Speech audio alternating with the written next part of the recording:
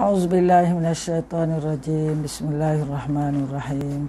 Assalamualaikum warahmatullahi wabarakatuh. Alhamdulillahirabbil alamin wassalatu wassalamu ala asyrafil anbiya'i wal mursalin wa ala alihi wa sahbihi ajma'in. Subhanaka la ilma lana illa ma 'allamtana innaka antas samiul alim. Allahumma salli ala sayidina Muhammad wa ala ali sayidina Muhammad. Rabbi shrah li sadri wa yassir li amri wahlul 'uqdatam min lisani yafqahu qawli, amma ba'd. Alhamdulillah, kita berjumpa lagi dalam siri yang ke-17 tak silapnya, mengenai ketokohan Sayyidah Aisyah radhiyallahu anha dalam bidang hadis. Jadi dalam siri yang lepas kita dah bincang bidang hadis. Hari ini ditambahkan sedikit lagi mengenai bagaimana telitinya Sayyidah Aisyah radhiyallahu anha dalam meriwayatkan hadis, di mana diceritakan bahawa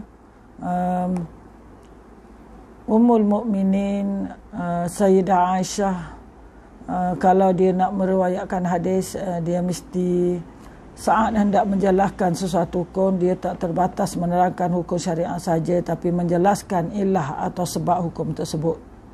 Dan dia Sayyidah Aisyah radhiyallahu anha, beliau amat sedikit kesilapannya, ya.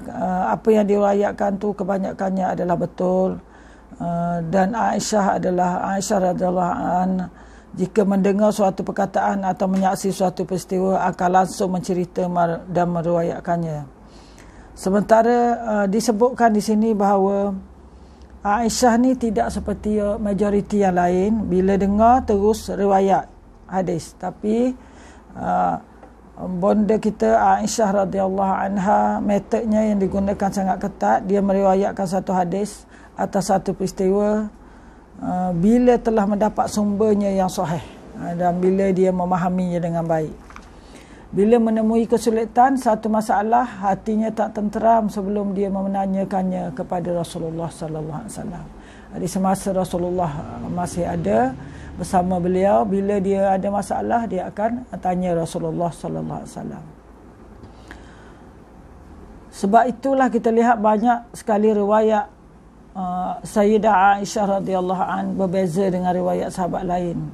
Kerana dia adalah begitu teliti dalam periwayatan hadis. Dan beliau adalah kebiasaan Aisyah radhiyallahu kagum dan berkata, demi Allah, Abdullah bin Umar telah menghafal dan mengingatkannya. Anda kalau dia belajar dia disebutkan oleh Urwah, aku mendatangi Abdullah, dia meriwayatkan padaku persis seperti yang telah riwayatkan sebelumnya. Dia aku kembali pada Aisyah, Urwah bersebut. Dia cerita kepada Aisyah radhiyallahu an, lalu Aisyah memujinya, demi Allah, Abdullah bin Umar telah menghafal dan mengingatinya. Dia disebutkan contoh, ya, bagaimana tadi kita sebut bahawa hadis dan hukum yang diberi oleh Sayyidah Aisyah radhiyallahu anha begitu teliti, dan juga ada ilah sebabnya, dia lebih teliti daripada sahabat yang lain.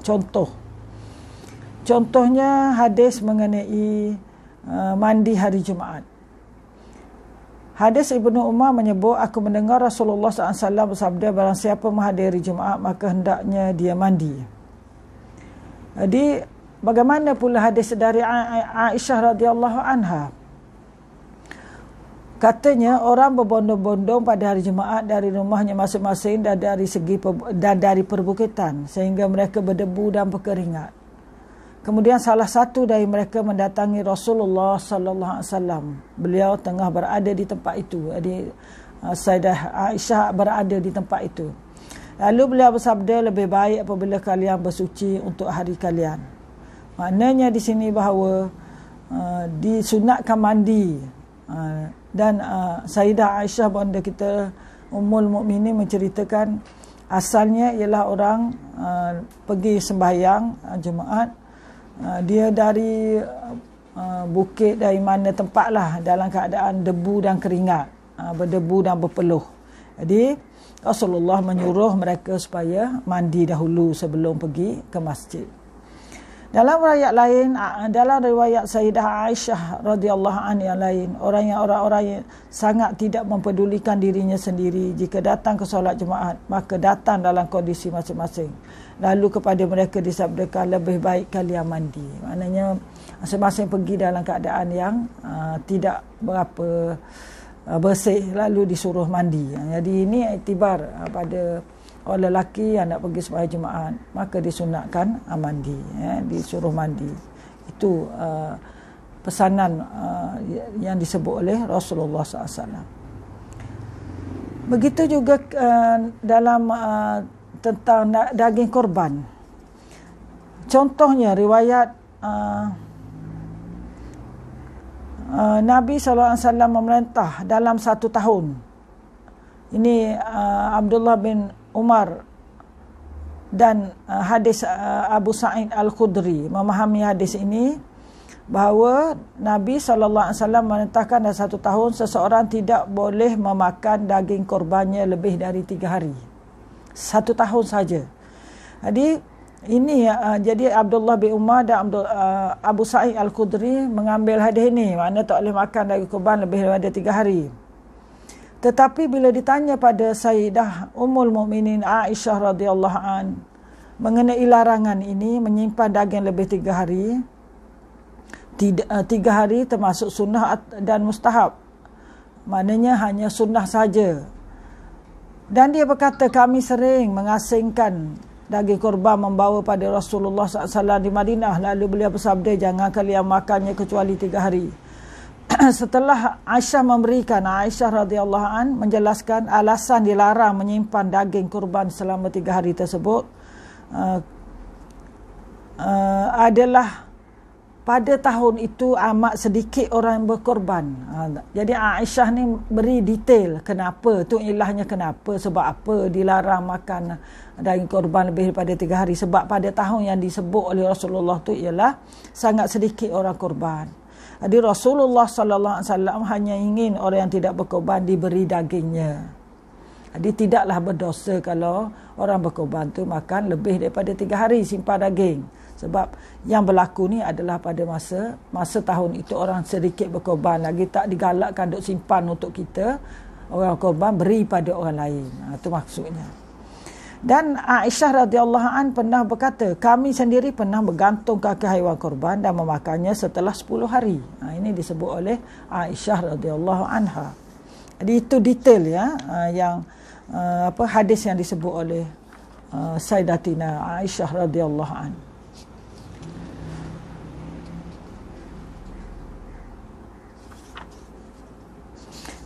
Dan ada contoh-contoh lain lagi, tetapi kita tak nak bercakap, tak nak terangkan dengan lebih jelas lah. Contohnya satu lagi kita akan terangkan.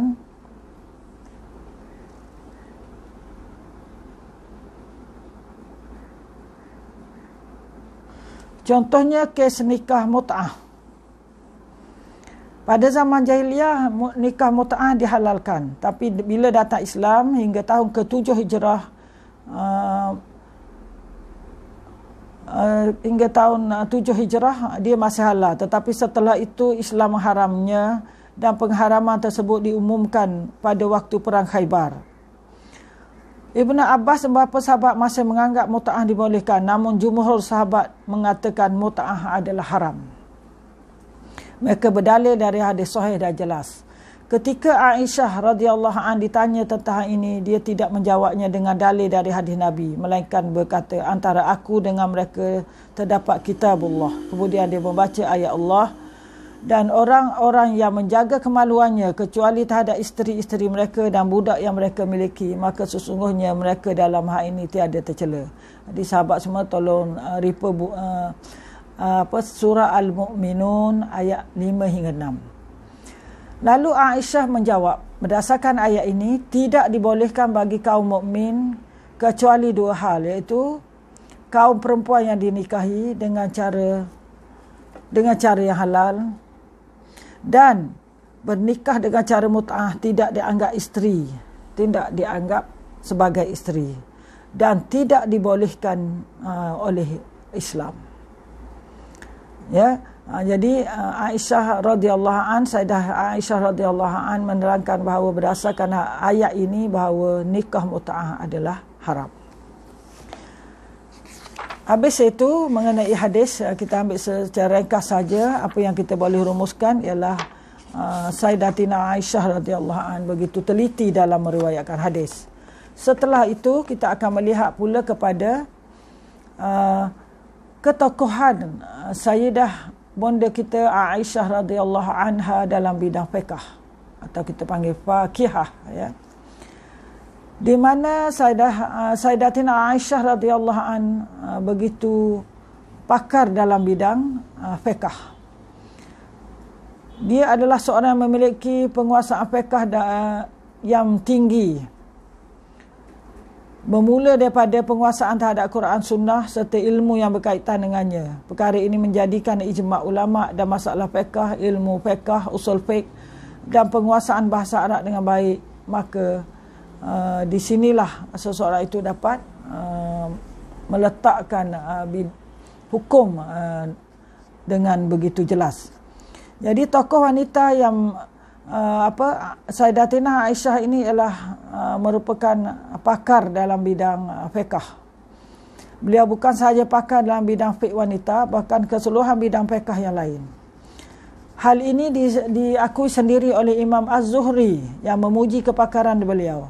Sekiranya dihimpun ilmu yang dimiliki oleh Aisyah radhiyallahu an dengan ilmu yang dimiliki oleh para isteri Nabi sallallahu alaihi wasallam dan sekalian wanita ada, maka ilmu Sayyidatina Aisyah adalah lebih baik.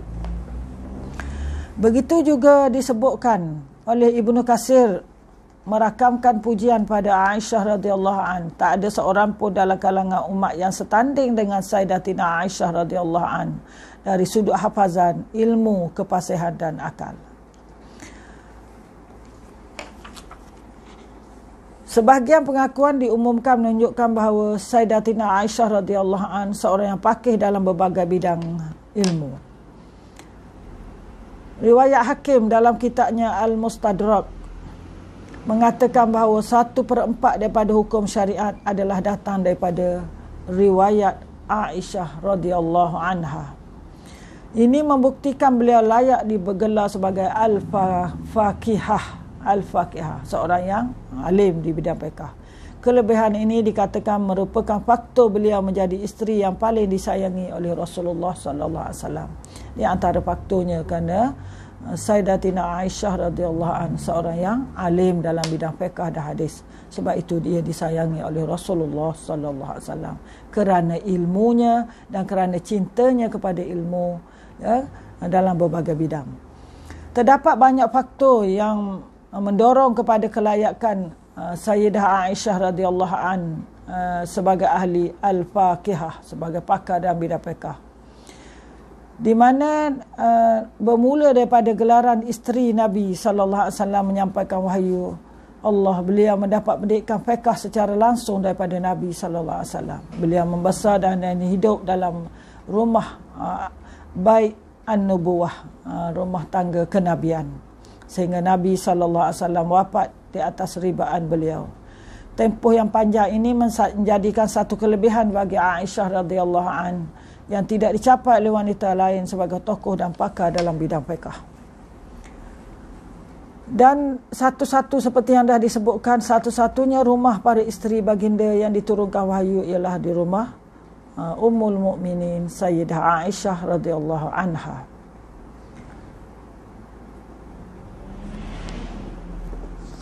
Dan disebutkan lagi sejak kecil lagi Sayyidatina Aisyah sudah bersama hidup dengan Rasulullah di ketika usia 9 tahun.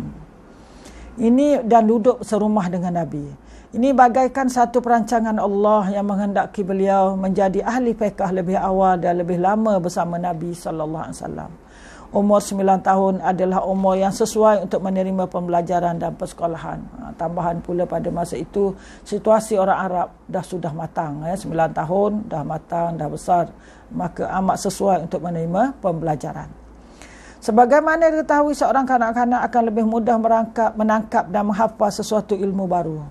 Beliau telah diajar membaca dan menulis dengan lebih sempurna di rumah kenabian itu. Pembelajaran ini beliau tidak terhad setakat ilmu agama saja, bahkan mencakupi seluruh bidang kehidupan.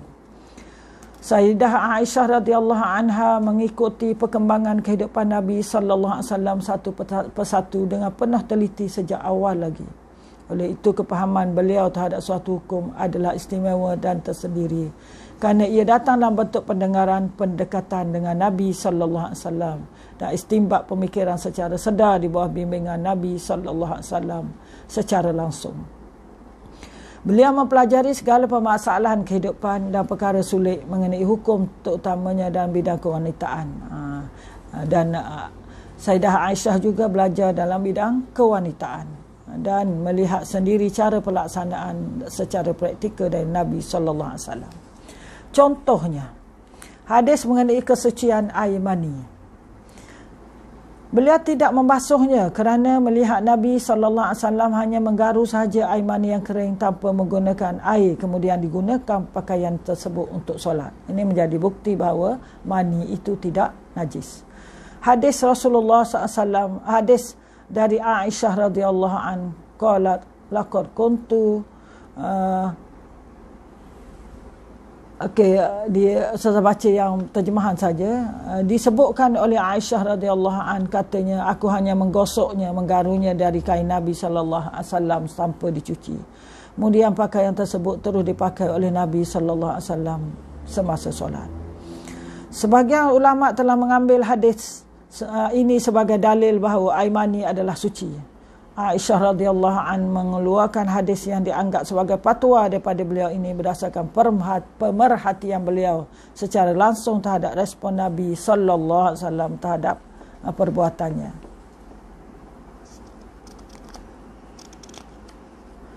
Dan satu lagi ialah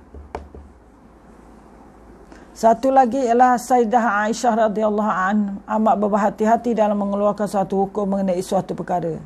Contohnya, diriwayatkan dalam satu hadis daripada riwayat Bukhari, kami para wanita telah mengutuskan kepada Aisyah radhiyallahu anha sebuah kotak yang di dalamnya terdapat kapas kesan darah yang berwarna kuning. Aisyah radhiyallahu an berkata, janganlah kamu tergesa-gesa untuk mandi wajib sehingga kamu melihat lendai putih pada kapas tersebut yang menunjukkan telah bersih daripada haid.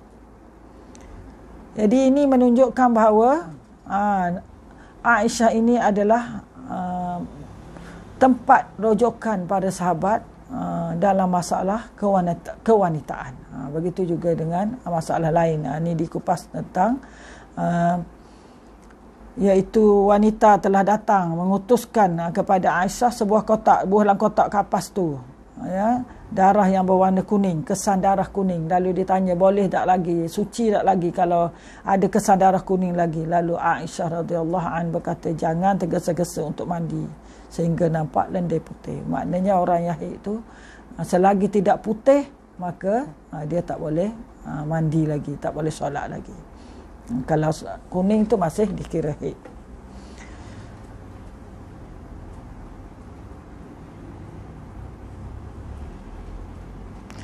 Dan Nabi sering menegur sebarang kesalahan yang dilakukan oleh Aisyah radhiyallahu an dalam sesi pembelajaran. Ini menjadikan beliau seorang yang benar-benar pakar dalam suatu ilmu. Pernah satu hari beliau mendengar Rasulullah sallallahu alaihi wasallam bersabda, sesiapa yang suka untuk bertemu Allah, maka Allah juga suka untuk menemuinya. Sesiapa yang tidak suka bertemu Allah, maka Allah juga tidak suka untuk menemuinya. Mendengar hadis tersebut, Aisyah radhiyallahu an berkata, wahai Rasulullah, kita semua tidak suka akan mati.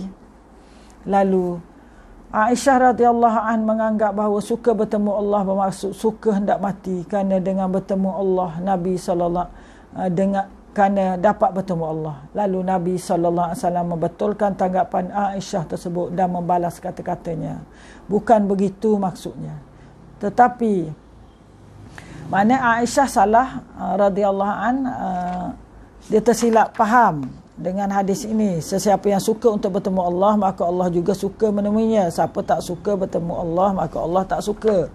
Jadi anggapan Aisyah bahawa menganggap suka bertemu Allah bermaksud suka hendak mati kerana dapat bertemu Allah.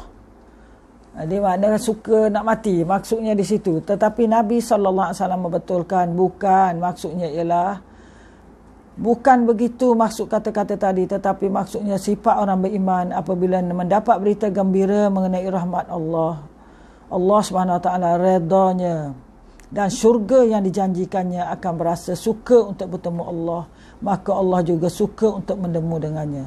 Sebaliknya orang kafir apabila mendapat berita mengenai azab Allah dan kemurkaannya, akan berasa tidak suka untuk bertemu Allah, maka Allah juga tidak suka untuk bertemu dengannya.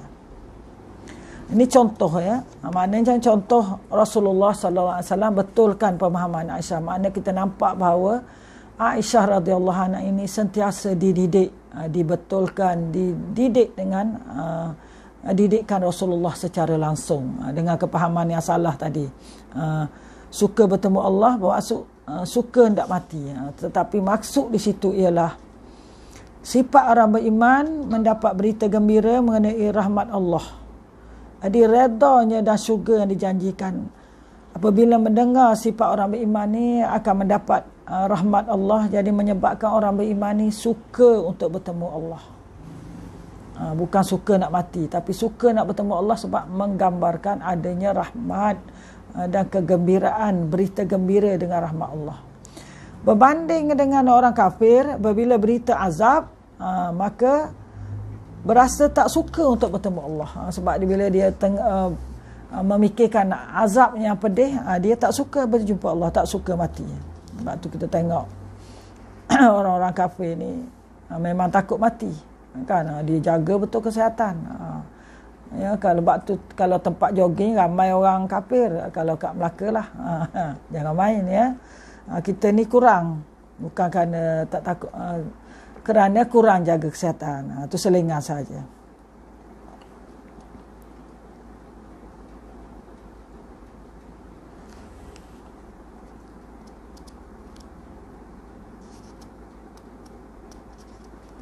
Dan pernah satu ketika Nabi sallallahu alaihi wasallam menegur Aisyah radhiyallahu an secara langsung, mengajarnya bahawa wanita haid tidak terhalang daripada mengambil sesuatu yang terdapat dalam masjid. Ini bukan nak duduk. Duduk tu memang diharamkan oleh ulama lah dalam masjid. Tetapi dia suruh ambil. Apa jawab Aisyah? Pada satu ketika Sayyidatina Aisyah meriwayatkan, hadis riwayat Abu Daud. Pada satu ketika Rasulullah SAW menyuruhku mengambil sejadah daripada dalam masjid. Lalu ku jawab, aku sedang haid. Rasulullah SAW menjawab, haidmu bukan di tanganmu. Nabi jawab, pergilah ambil sekejap. Haid tu bukan tanganmu. Maknanya boleh. Sekadar pergi ambil barang saja keperluan. Melalui teguran Nabi SAW juga Sayyidah Aisyah radhiyallahu an faqih dalam bab haji, dalam bab haid, dalam bab ibadah yang lain.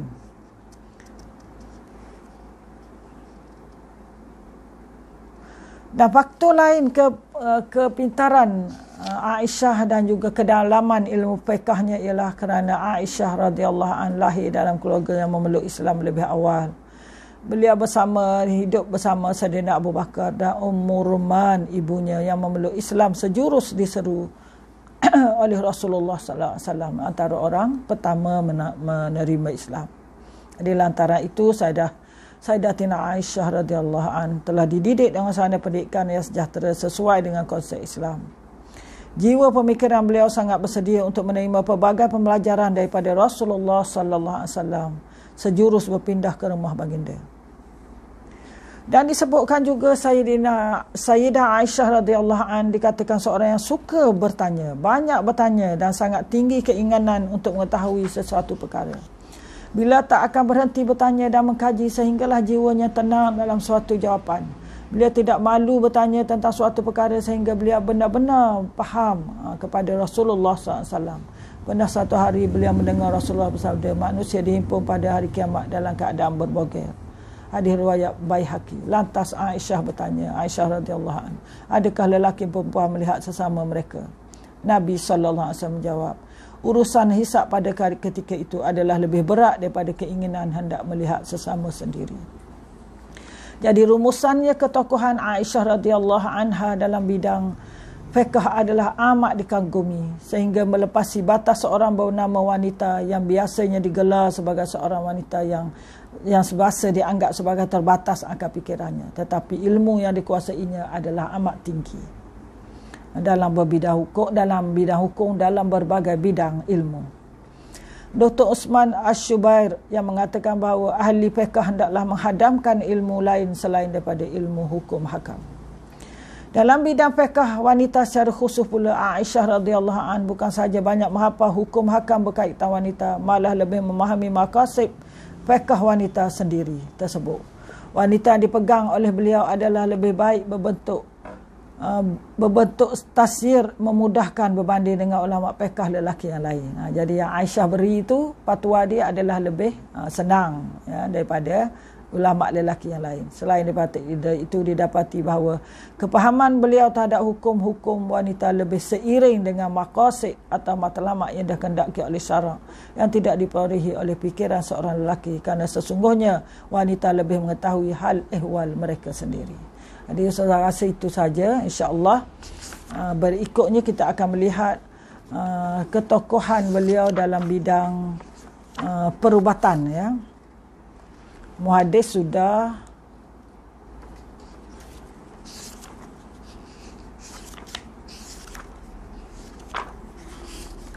seterusnya kita akan pergi kepada bidang perubatan, insya-Allah. Jadi itu saja. Subhanakallahumma wa bihamdik, asyhadu an la ilaha illa anta, astaghfiruka wa atubu ilaik. Wallahu alam. Wassalamu alaikum warahmatullahi wabarakatuh.